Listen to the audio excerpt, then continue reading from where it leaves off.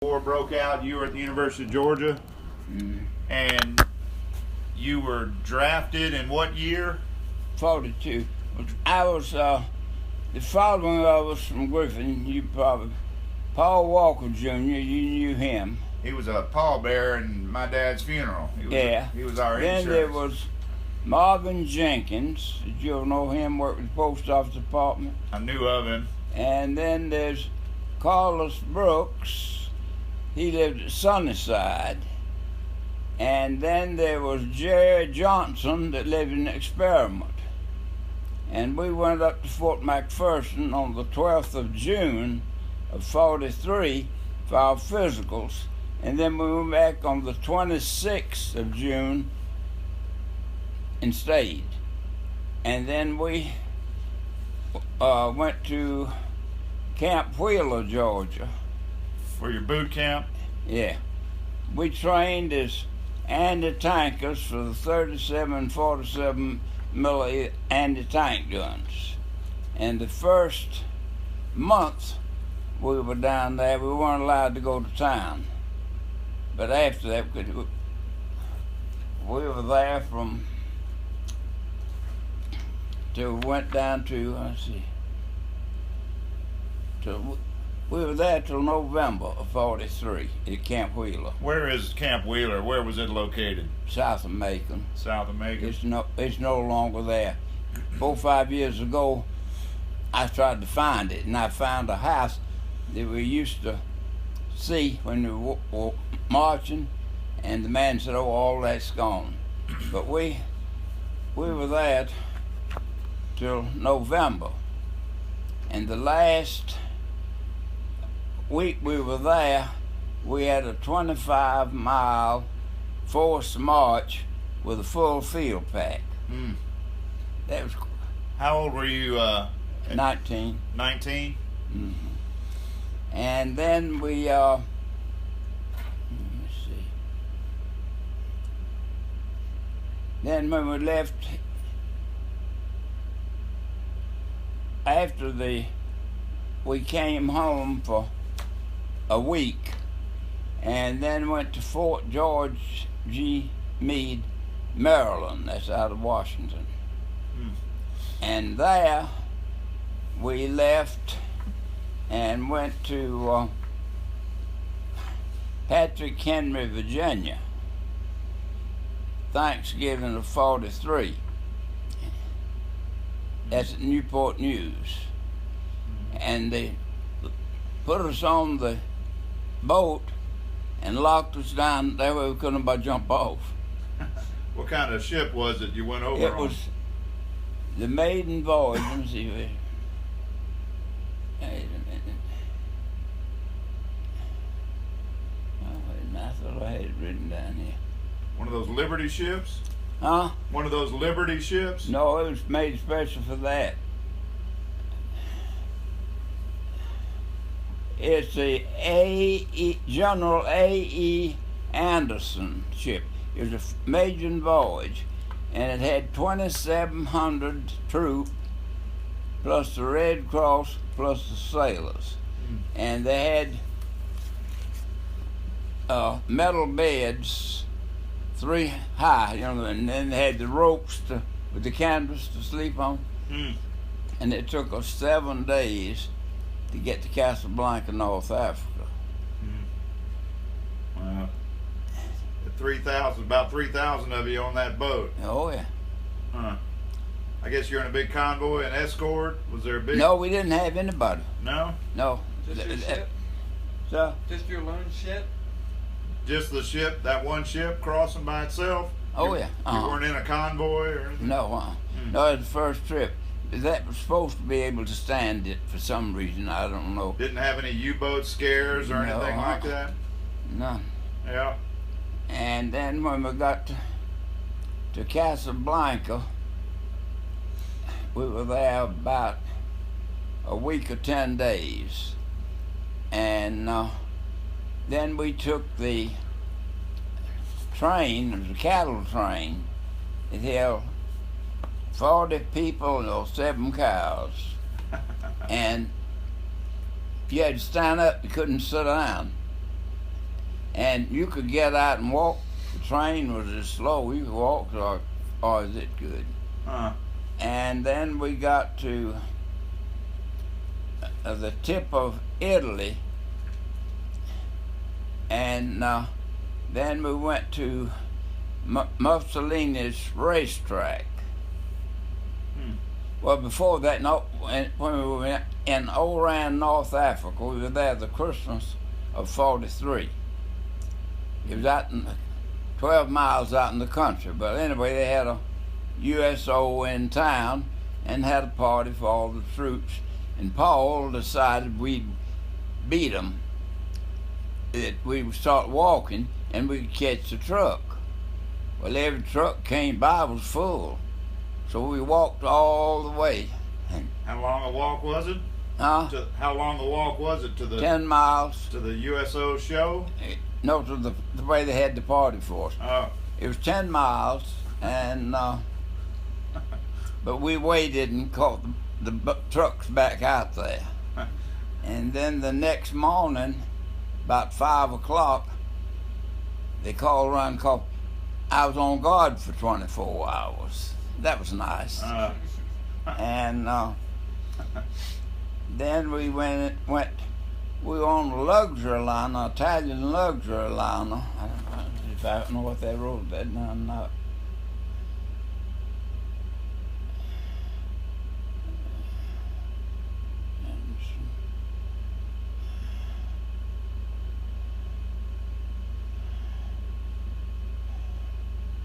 San Hellas was the ship we went from Oran to the tip of Italy. Where'd you land in Italy? The tip of Italy. Yeah. Sicily. Sicily? Mm-hmm. Now you and the 3 other boys from Griffin stayed together the whole time? Paul? We did until when we got to Italy is when we all were broken up. Yeah. They put Paul Walker on a tank division, and I think Carlos Brooks stayed as an instrument, and then we were there a few days, and then we went to the front line. And I told the lieutenant, I said, I trained as a anti-tanker. I don't think about a rifle company. He said, boy, you better learn in a hurry. And we were pulled back from the front line to where they had the kitchen for several days to be rested. And all the Italian girls were mixing, mingling. The barber that was in the foxhole we built together, he went home with one of them. And they had said we'd go to the front line in 2 days, and he got there in plenty of time. And then we got into Cassino, and we had to build our foxholes out of rock going up to the mountain. And 3 weeks, 2 or 3 weeks after we were wounded, they bombed it. And the town of Cassino was completely demolished. So you were wounded before they destroyed the Abbey? Yeah. Because that said that we looked up that Battle of Monte Cassino. It went on for like 113 days. It was a pretty long battle. It was. Now you were under General Mark Clark. Yeah. And you were in the 5th? 34th Division, 168th Infantry. But we went. I had to build a foxhole folds. One was supposed to sleep, and one was supposed to stay awake.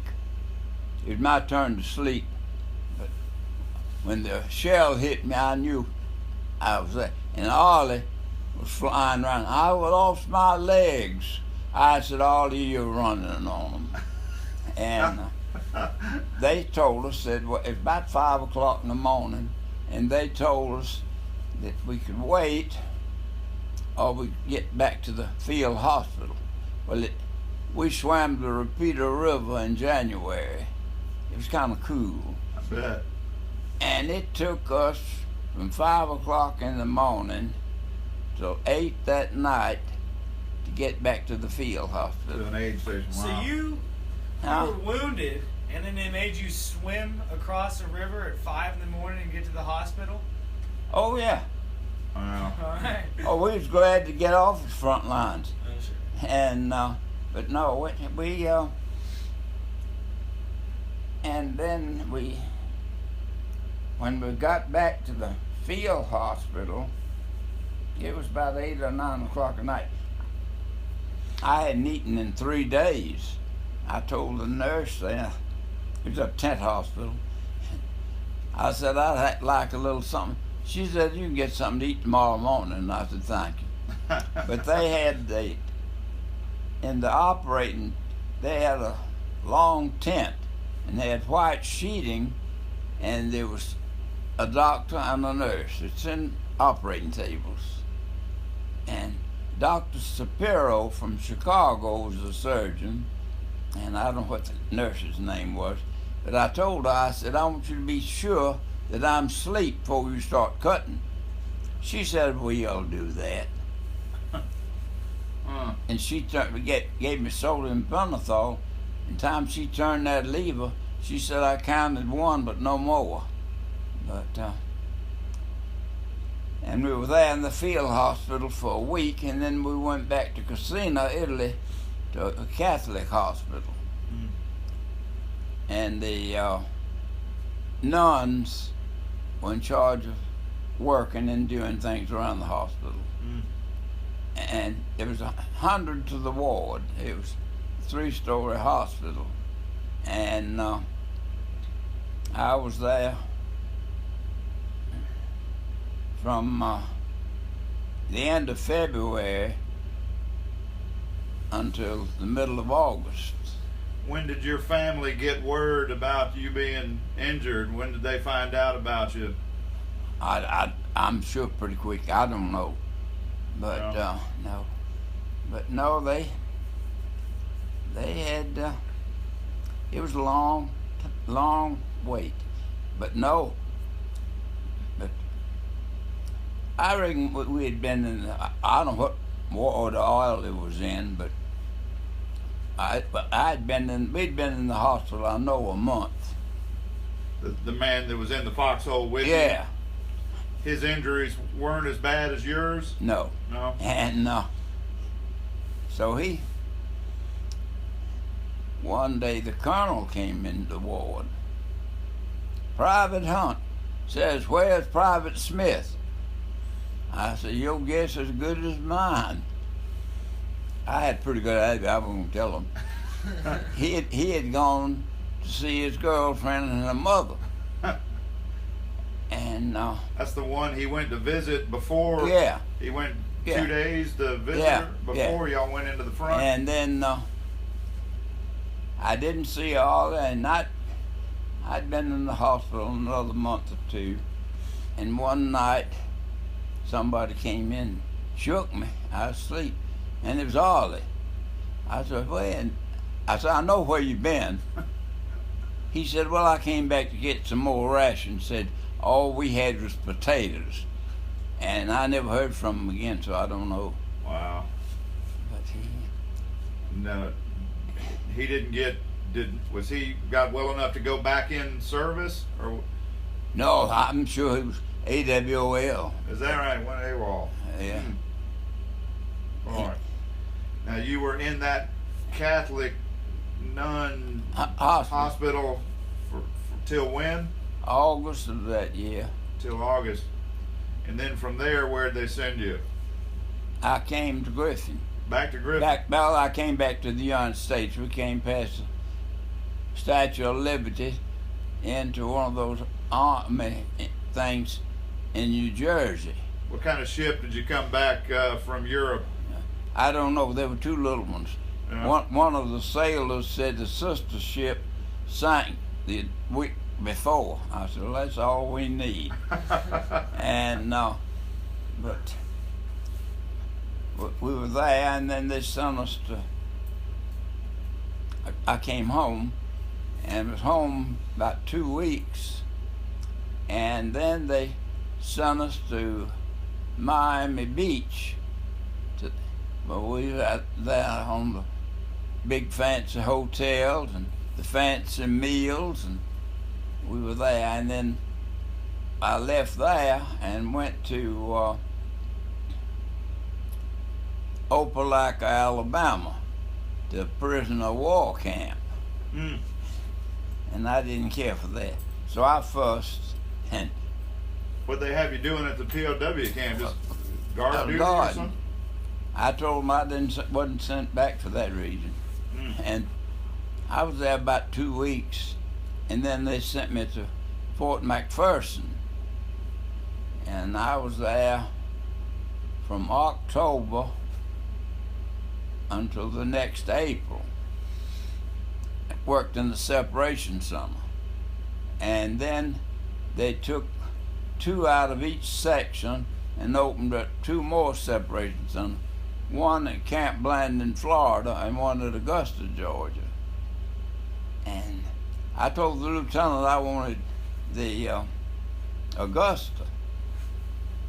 He was a sight. He's a pretty good fellow. And the day they were calling me, they called about everybody's name. And I said, oh, maybe they're going to let me stay here. And then the minute he called for me, he said, I did what you wanted, but it's an injustice. He said, the part of the camp has not been used in years. The bus service stops and you have 3 miles to walk. But it was back in the... Down in Augusta? Yeah. At Fort Gordon? It was camp in those days. Camp Gordon then? Yeah. So where your duty station was, it was 3 miles to the nearest bus stop? 3 miles. The camp bus stopped 3 miles short of that. But I was fortunate. I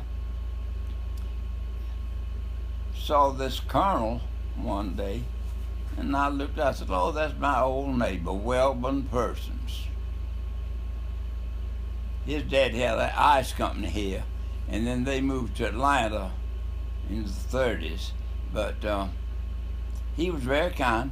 He said, anytime you want to go in, I went into Augusta every night to eat supper. And he said, meet me at the telephone booth and I'll ride you in. So he did. But, that was, you met him originally from Griffin? Oh, he was my next door neighbor. How about that? Oh, yeah. Huh. And then Warren Hastings, did you ever know Warren? Warren Hastings owned Hastings Funeral Home. Yeah, that's right. Well, he came to see me twice while I was in the hospital in Italy. Really? Where was he stationed? I don't know. Huh. But he was somewhere around. But he came to see me twice. I mean, dang. Yeah, Warren Hastings was a friend of your granddad's. He owned that funeral home that handled his funeral that used to be over there in that white building that's abandoned just past the industrial wholesalers. Yeah. He was a third generation Griffinite, and his son, of course, Bill Hastings. Yeah. But I didn't know that y'all ran into each other overseas. Oh, yeah, yeah. And your other classmates that enlisted with you, Paul Walker and the other 2, they went on up through Italy? They went somewhere, yeah, they went, I think, up into Germany. Carlos Brooks went on up. He was one from Sonny's side. He lost an eye. And he went to school and he learned to be a pharmacist. And the last I heard of him, he was living in Warner Robins, I think. But I'm sure he's dead now. So now the rest of them, they came back. The other 2 that were in from Griffin, they made it all the way to VE Day overseas. They stayed over till all the way to VE Day. Yeah. But you got home, I guess, from when you left Griffin to when you first came back. Before, about how long was that while you were gone? It says on the discharge. I was gone nearly about 2.5 years, I think. Yeah. That's something. And then when we was in the hospital, we saw Mount Vesuvius erupt, and it was about 50 miles away, but you could hear it and see the Mount Vesuvius erupted. yeah in Italy. Wow. So you were in the service from June 1943 to November 1945. Yeah, Huh. and that's the way I looked when I went in. So you were 18 or 19 in that photo? Mm-hmm. Yeah. Got your dog tags, Oh yeah, oh yeah, Purple Heart. yeah.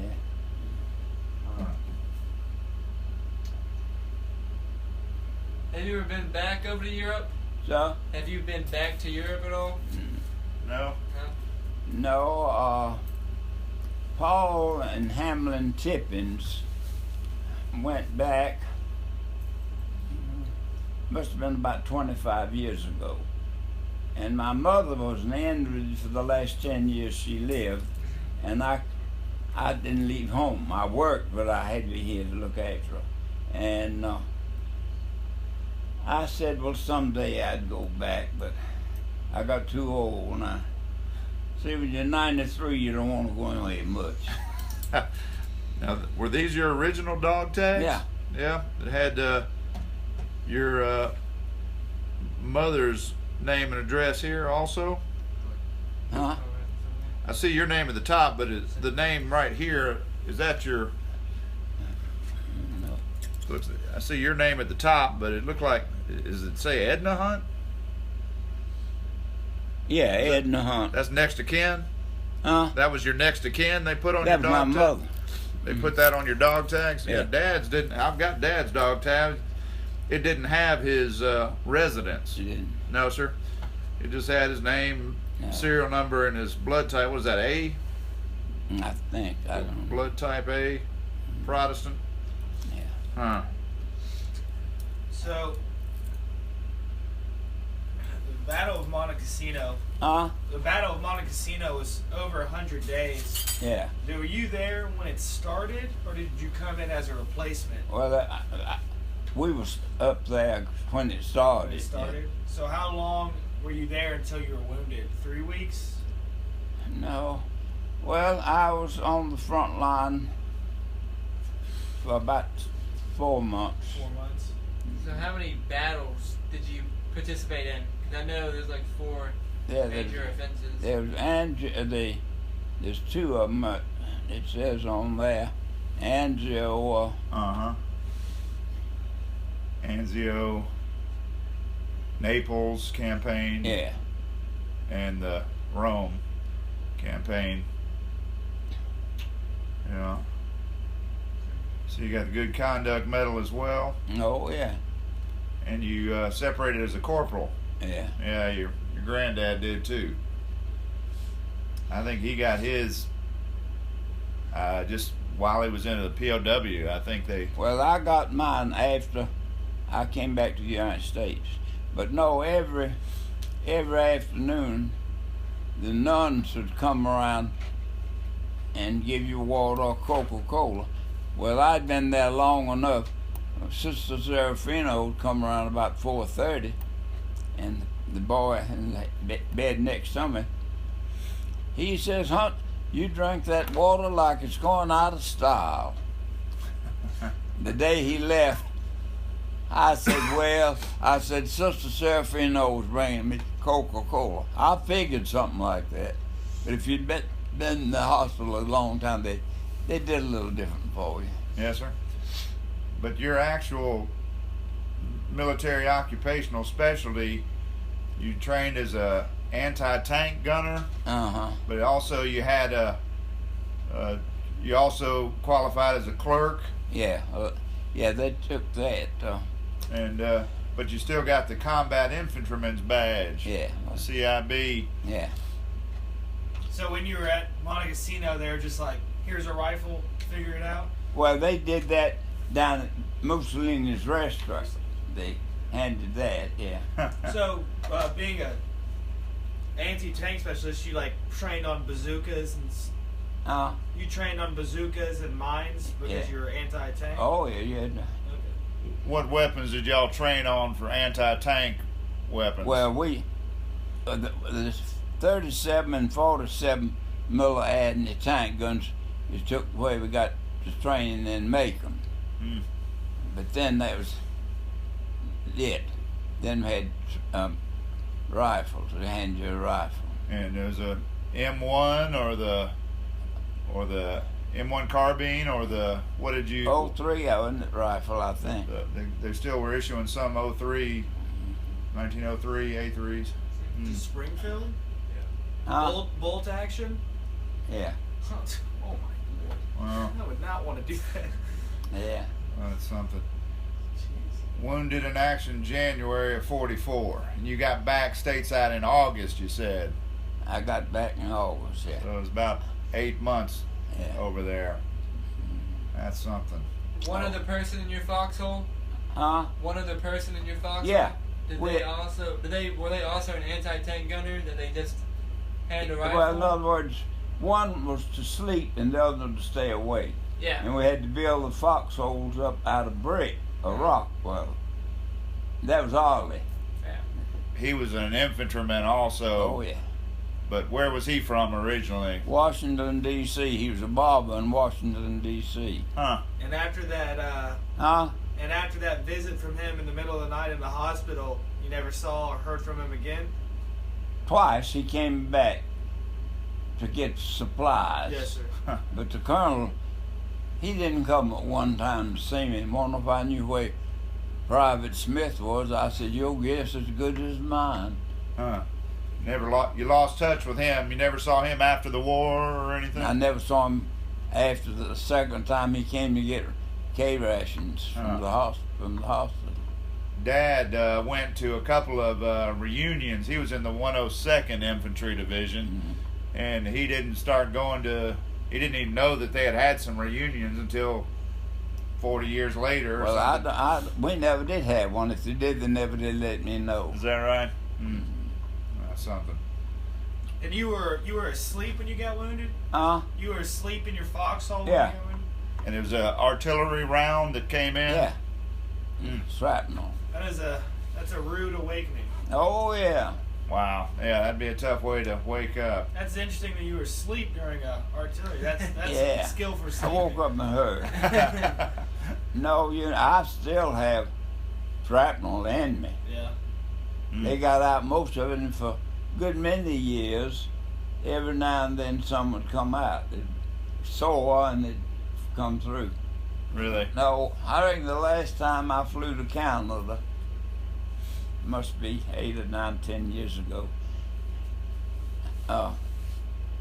They had that thing and it went off. And this young man, Metal detector went off at the Yeah. airport? yeah. And I told him, I said, that's shrapnel. He said, don't give me none of your crap. And this other fellow there said, please excuse him. Said, he don't know any better. Well, You had the one surgery when you got off the battlefield. Yeah. Did you have any other surgeries to try and get anything out? No, Colonel Matthews in the hospital, big hospital was, when they sent me back to Naples to come home, he said there's a quack down there. Said he wants to operate on everybody, but says you don't have to let him, and be sure and don't let him. So I got down there, and sure enough, the next day he came around. I think we put you down for an operation. I said, I don't think you will. He said, I'm the doctor. I said, yeah, I'm the patient. I said, the doctor told me up to the other hospital that you was bad about wanting to operate on people.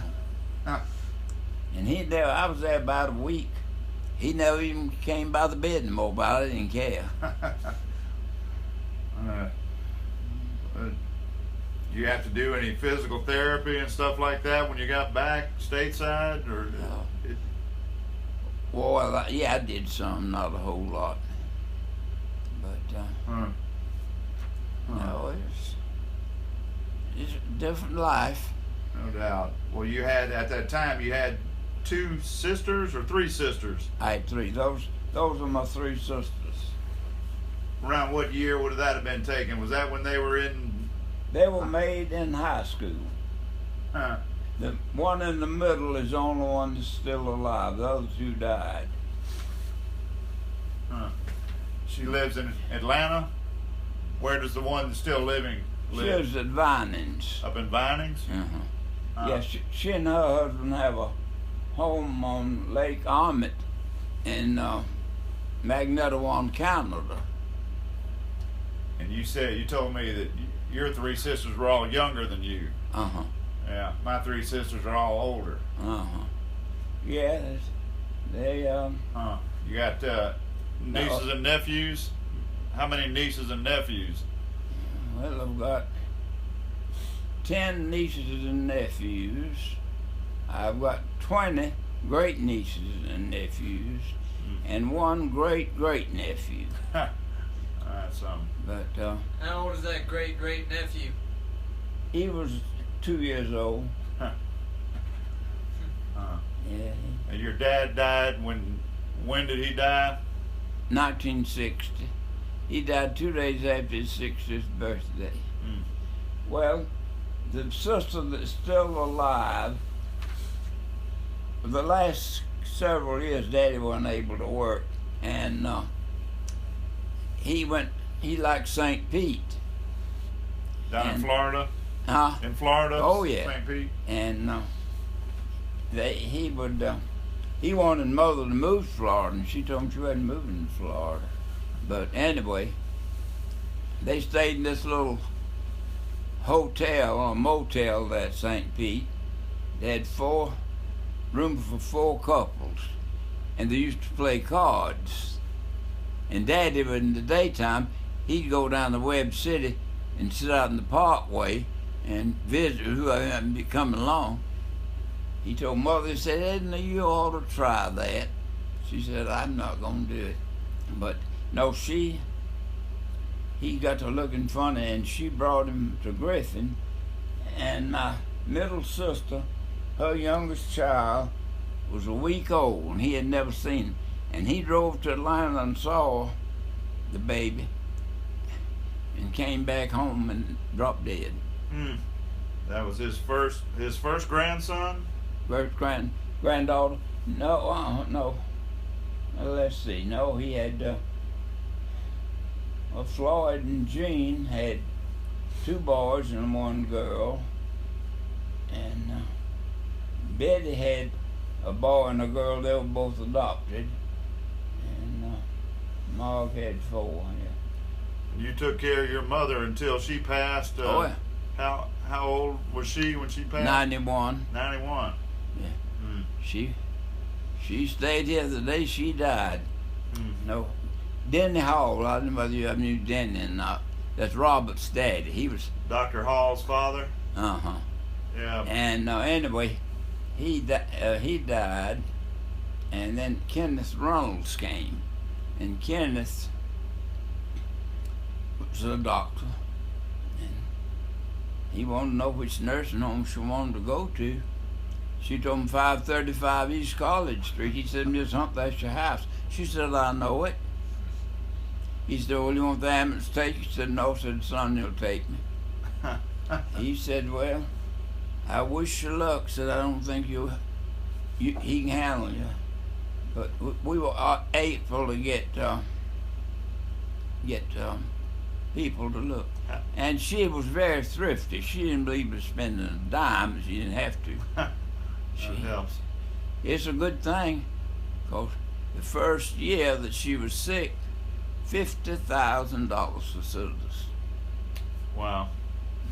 And you were how old when she passed?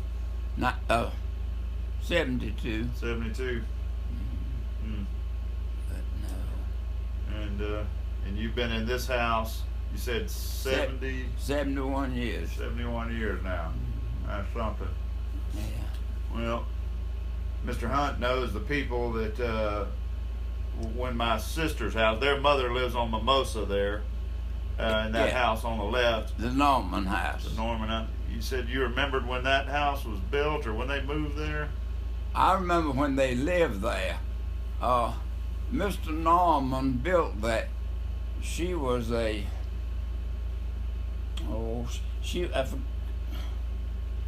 Her people were in the monument business in Barnesville, and Mr. Norman built that and gave it to her for a wedding present. Uh, And then when Mr. Maxwell died in '43, he was Preacher Maxwell. Two of the men of the Methodist Church bought the house from Mr. and Ms. Norman, so Ms. Maxwell and the girls lived there. mm, And Mr. Norman had other property on 18th Street, and they lived over there. mm. She was a mower. I've been thinking I'd call George sometimes, but we used to go over there on about 8 or 10 of us on Sunday night. And in the winter time, we'd have chocolate, hot chocolate and cookies. In the summertime, we'd have lemonade and cookies. Around how old were you then when you were doing that? Oh, in high school. Yeah. Yeah. They didn't have any kids of their own, Mm-mm. so they entertained the neighborhood kids. No, she was a little bitty lady, and had a big frame, Huh. and he was a little on the chubby side. Maybe they didn't have kids. No, you know, the driveway, was it still divided when? No, it's just a single drive now. I heard it used to be a half circle. No, it used to be between the street and the sidewalk. It was one driveway would come towards College Street, and the other one would go toward Third Ward School. Yeah. They did away with that years ago. I don't know. That's something. Well, that's interesting. It's hard to imagine when you were in Europe in World War II. You were the exact same age as my nephew Liam now. Mm-hmm. He's 18. Oh well. Hard to kind of imagine having to deal with that. Well, yeah. But old folks couldn't have stood it. No. Yeah. You got to do that when you're young. Deal Oh with yeah. combat and that kind of hardship. Oh yeah, though. I think your Your granddad. body can stand a whole lot more than you think it can. Yeah, your granddad was 20 when he was overseas, and he'd had his 95th birthday this past July. Yeah, Connie Kennedy and I used to go over to see your mother and daddy when they lived out on Solomon Street. You Yeah. remember Connie? I don't recall her. Yeah, I went with her several years. They lived over at Miss Matilda Brown's house. Mm. And Miss Matilda had been a school teacher.